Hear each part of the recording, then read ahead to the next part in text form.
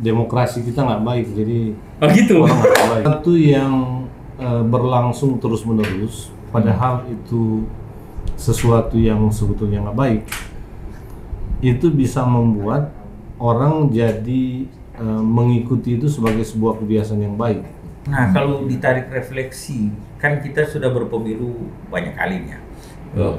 Terutama Pilpres yang langsung itu dari 2004, 2009, Bung Jerry Kornas waktu itu, 2014, 19 hingga sekarang. Kira-kira apa yang bisa membuat sampai pada kesimpulan tadi demokrasi sekarang? Halo Sobat JPPR dimanapun berada dan seluruh pemirsa yang menonton rubrik ini, Forum Kornas, Komunikasi Bernas.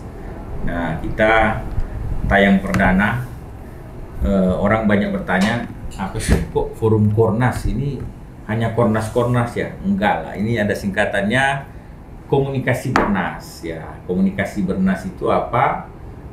Penyampaian ide, gagasan, pikiran yang bernas. Bernas itu berisi, bermutu, dan tentu dapat dipercaya atau reliable. Oleh karena itu, dalam edisi perdana ini kita sudah mengundang narasumber yang boleh dikata cukup ikonik dalam konteks JPPR dan kepemiluan dan demokrasi pada umumnya. Soalnya kenapa saya katakan ikonik, dalam beberapa perjumpaan dengan banyak orang, saya perkenalkan diri sebagai Randy Umbo, Kornas JPPR. Oh, jadi gimana kabar?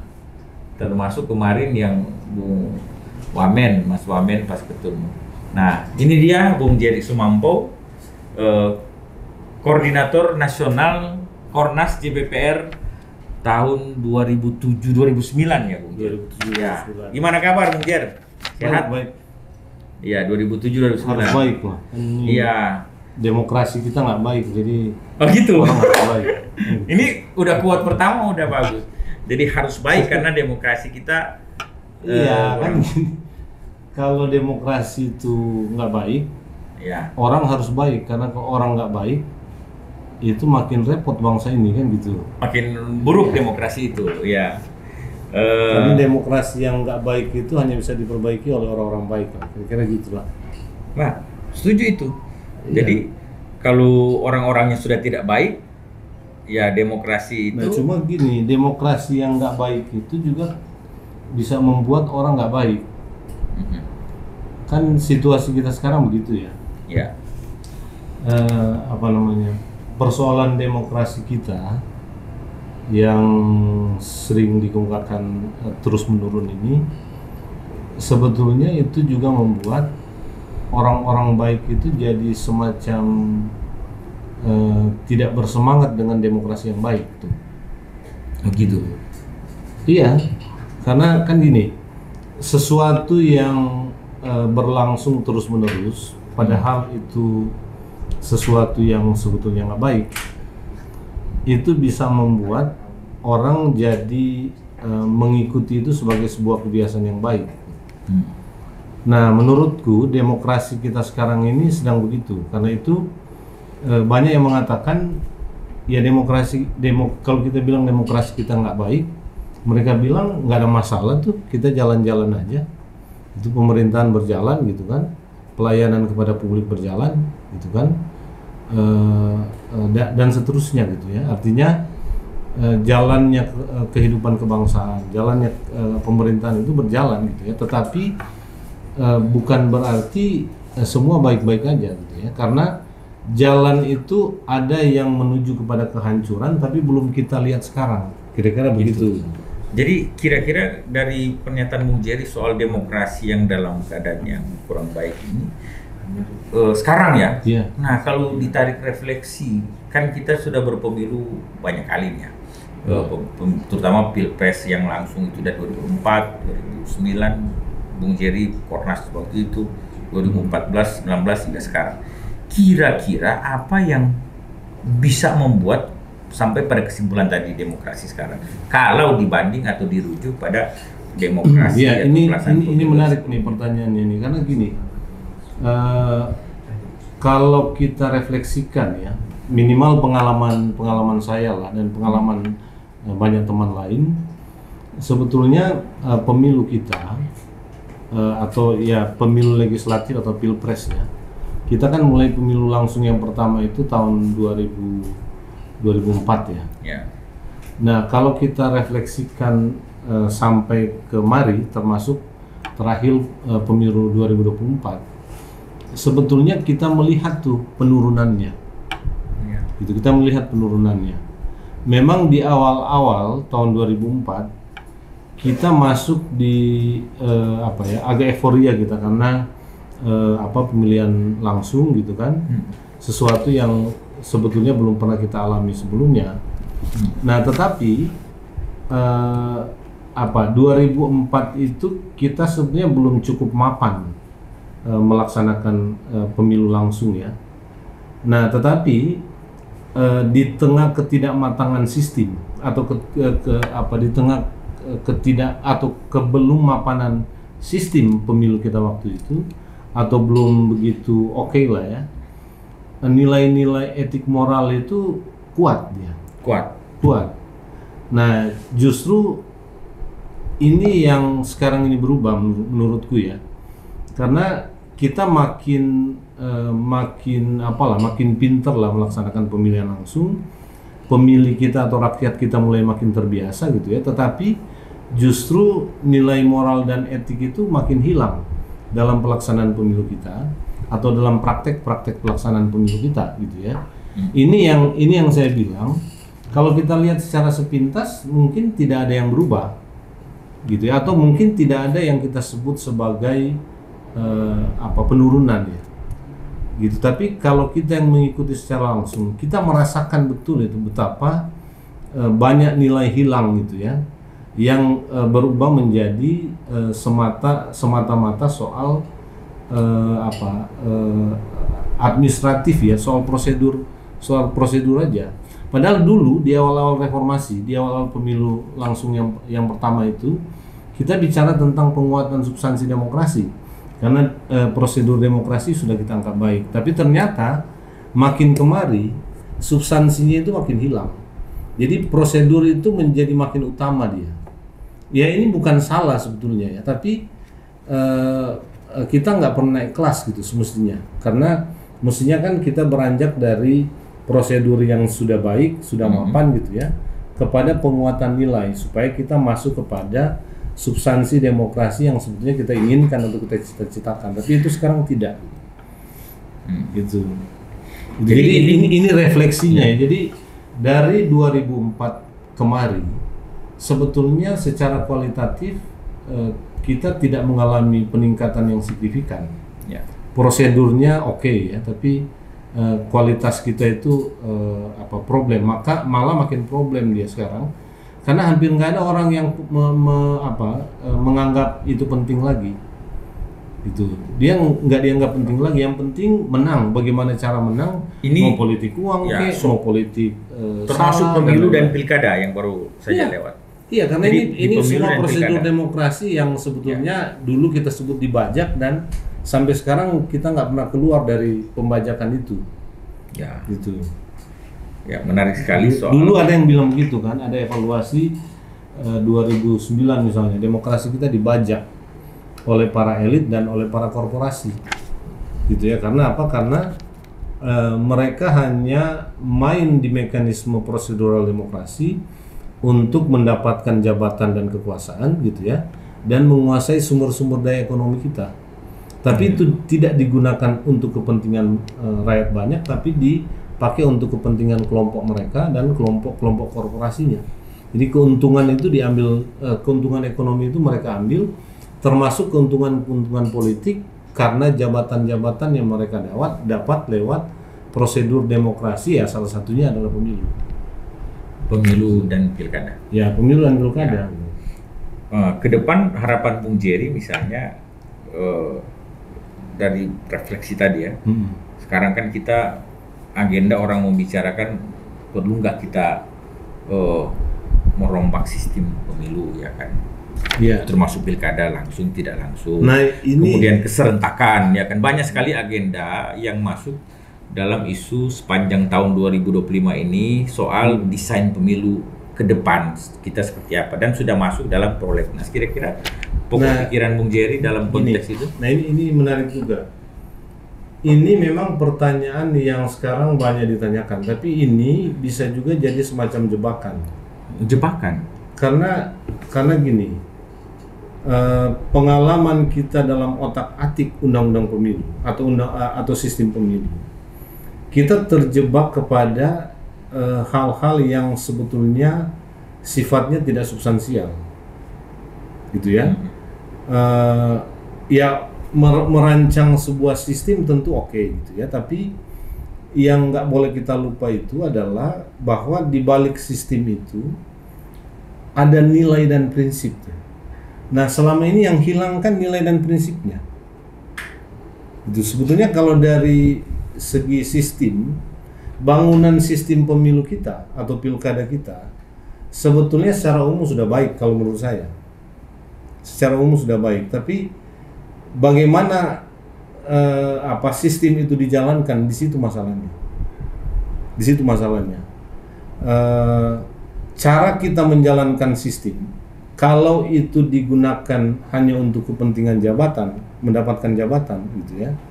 Karena itu kemudian pikirannya itu adalah bagaimana mencari ruang manipulatif yang tidak bisa diberi sanksi. Nah, di sini problem kita. Dan itu yang persisnya terjadi sebetulnya. Nah, karena itu gini, bicara tentang perubahan sistem itu tanpa bicara tentang perubahan perilaku aktor-aktor politik kita, ini juga menjadi agak repot. Nah, kalau saya berefleksi begini, Ren, kenapa sistem begini? Maksud saya gini. Semua sistem yang kita pakai, kita lalu sadari ada kelemahannya. Ya, kelemahannya itu bukan di desain sistemnya sebetulnya, tapi cara kita menjalankan sistemnya. Gitu. Ya, kita pakai proporsional terbuka dengan suara terbanyak. Ini by design sistem nggak ada masalah, kita paham. Iya kan?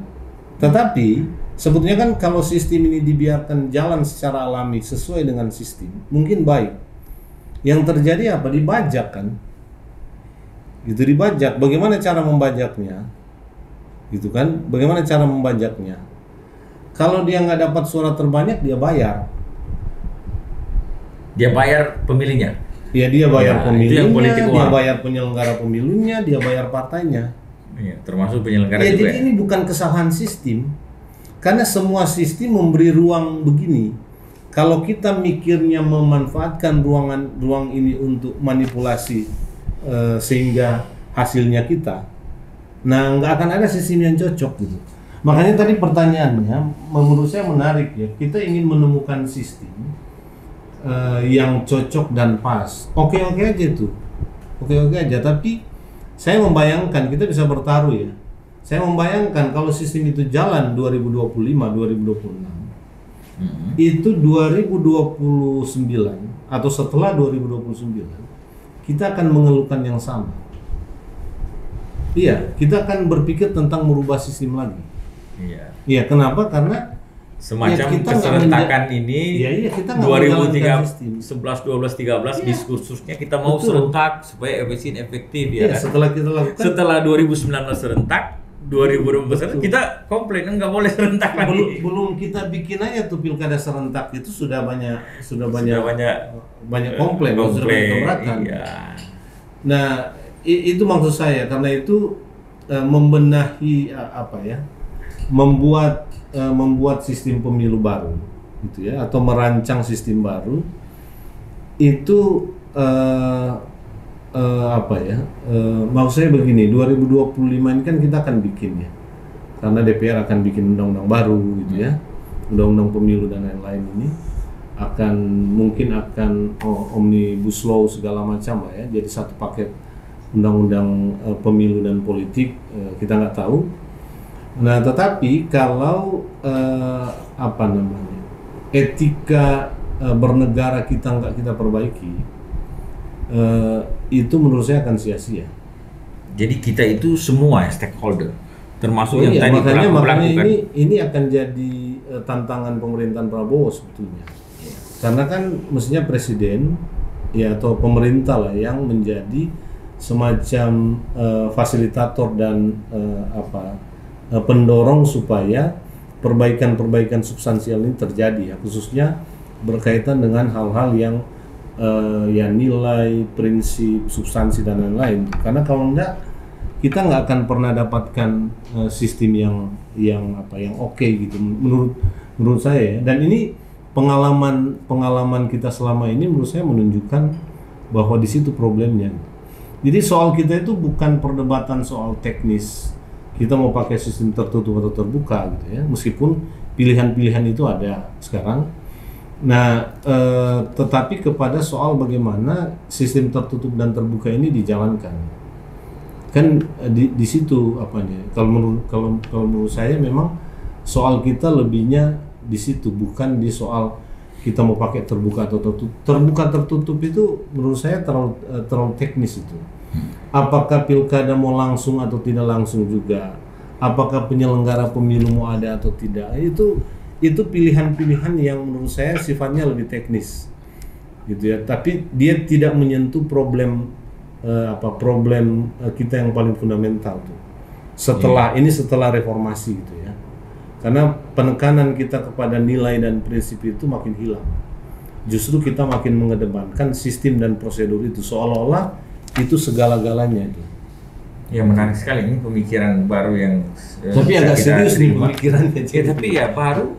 Artinya orang semua hiruk pikuk dengan sistem, memperdebatkan. Tapi menarik dari Bung Jerry, sebenarnya no problem ya sistem itu ya.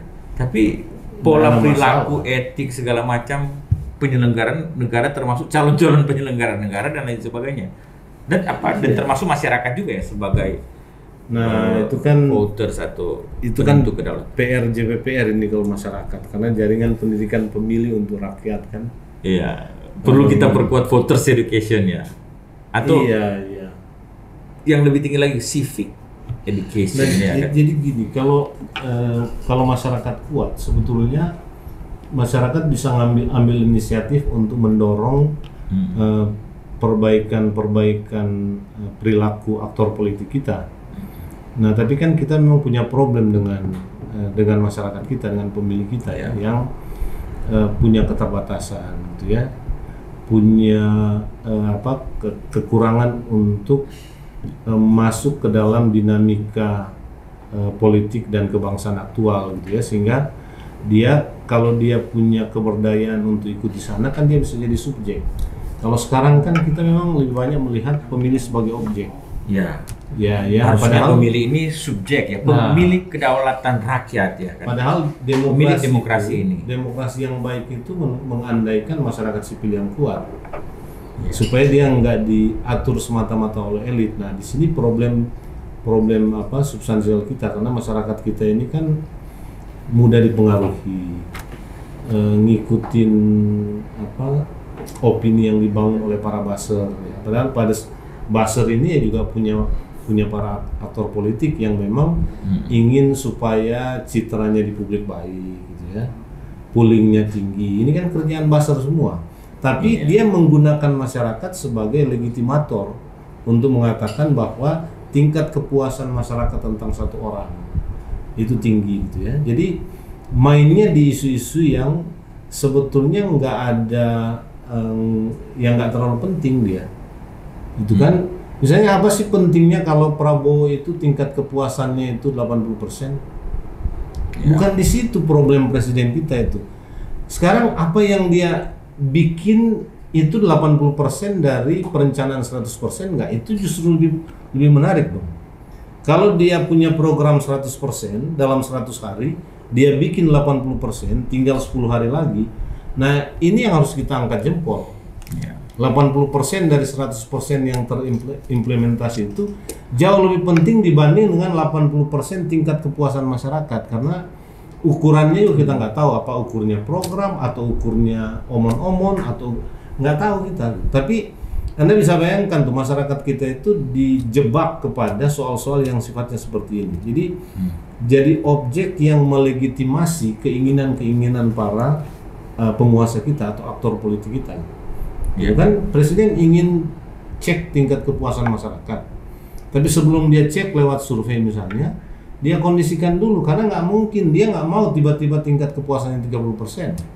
Jadi ya setting dulu lah, mainkan dulu ini baru disurvei sehingga tingkat kepuasannya tinggi 80%. Tapi apa gunanya tingkat kepuasan 80% sementara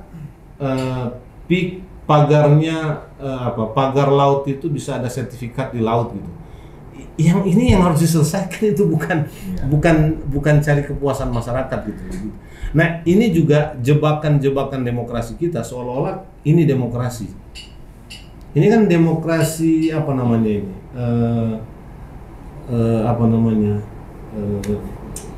Apa istilahnya itu demokrasi bukan yang semestinya nampak. Demokrasi semu. Ya. Ini seolah-olah masyarakat ini aktif ya karena memberi opini. Padahal kan tidak. Opini itu dimainkan dan diarahkan untuk hal-hal yang sebetulnya remeh-temeh sifatnya atau yang semestinya bukan di situ tuh. Ya, dalam konteks tadi, jadi harapan Bung Geri kira-kira closing statementnya misalnya dalam forum Bernas ini. Iya, sebetulnya kan pemerintahan baru ini kita harapkan melakukan perubahan terhadap ini.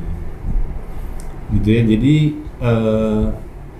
ini jadi titik krusial karena kalau kita nggak keluar dari situasi ini, lama-lama sebetulnya masyarakat akan sadar bahwa apa yang selama ini berlangsung itu bagian dari sesuatu yang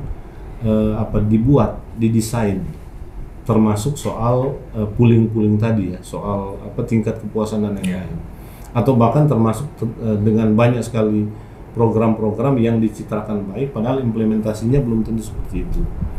Nah, maksud saya situasi ini lama-lama masyarakat akan sadar, gitu ya. Dan kalau masyarakat sadar lalu kecewa, dia akan menjelma menjadi sebuah hal yang mungkin tidak kita inginkan. Nah, karena itu mestinya pemerintahan Prabowo ini menyadari ini dan melakukan perubahan yang radikal terkait dengan itu. Nggak boleh ikut cara pemerintahan Jokowi menurut saya. Dia harus buat cara memerintah baru gitu ya, menghadapi problematika yang sebetulnya dia sudah tahu. Kalau lihat Prabowo sebetulnya kan dari pidato-pidatonya komitmennya kuat. Cuma memang kita belum melihat kesungguhan dalam implementasinya. Terutama dalam konteks demokrasi ya. Ya, terutama dalam konteks untuk memperbaiki demokrasi kita atau memberi ruang masyarakat sipil itu lebih berdaya gitu ya. Jadi ini agak klise tapi memang tantangan dan agenda ke depan itu menurut saya adalah pendidikan masyarakat sipil, penguatan kapasitas masyarakat sipil ya. Itu dan ya JPPR mestinya bisa ambil tugas itu juga karena sejak awal mandat JPPR kan di situ meskipun khusus ke pemilu itu. Khusus ke pemilu bukan hanya pemilu dan demokrasi. Demokrasi. Ya. Karena jaringan JPPR kan bukan jaringan pemantau pemilu, bukan juga pendidikan. Ya, ini jaringan pendidikan pemilih untuk rakyat. Jadi tidak dilimitasi dalam konteks tapi memang pemilu kan. JPPR itu sejak awal didesain untuk menjadi media pendidikan pemilih sebetulnya. Oke. Makanya namanya jaringan pendidikan pemilih. Iya. Didesain memang dari awal itu untuk pendidikan pemilih, ya. Lebih luas lagi lah. Ya, cuma sejak tahun 98 masih untuk pemilu 99. Ya. Dia memang agak berubah tahun 2004 menjelang pemilu 2004 karena waktu itu lalu JPPR terkondisi untuk memantau pemilu. Ya. Itu. Jadi ada agak teknis soalnya keterbatasan dana untuk lakukan pendidikan pemilih karena pendidikan pemilih ini kan butuh banyak biaya. Akhirnya waktu itu ambil fokus kepada pemantauan pemilu 2003 2004 tuh. Dan kemudian sampai sekarang akhirnya urusannya seolah pemantau, padahal desain awalnya itu adalah pendidikan pemilih. Ya, demikian tadi Bung Jerry dalam forum Kornas ini, forum komunikasi Bernas, gagasannya soal demokrasi yang tentunya dalam keadaan yang kurang baik itu perlu diperbaiki oleh mental orang-orang aktor-aktor itu oleh orang-orang baik, ya, artinya aktor-aktor yang terlibat, seluruh stakeholder dalam demokrasi ini harus orang-orang baik, membuat suatu lebih baik, sehingga yang dibutuhkan saat ini ke depan adalah pendidikan, ya kan, pendidikan pemilih, voters education, tapi lebih dari itu civic education, pendidikan seluruh warga negara agar supaya tidak terjebak dalam demokrasi tadi. Gitu ya Bung Jan. Ya. Ya, terima kasih. Cukup. Salam JPPR.